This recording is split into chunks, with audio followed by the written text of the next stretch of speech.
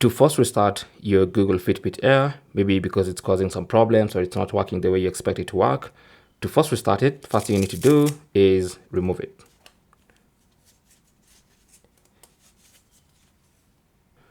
Once you remove it, the next thing you want to do is connect the charger.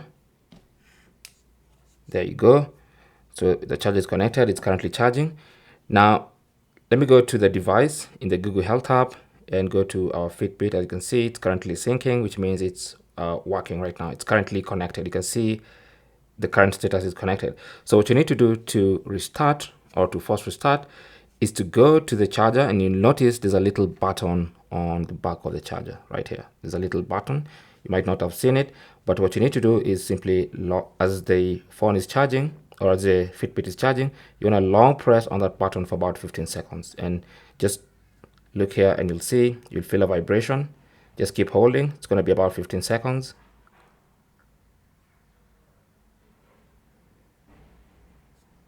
There you go. There's another vibration.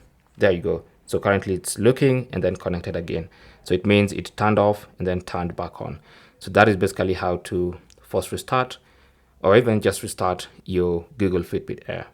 Thanks for watching and good luck.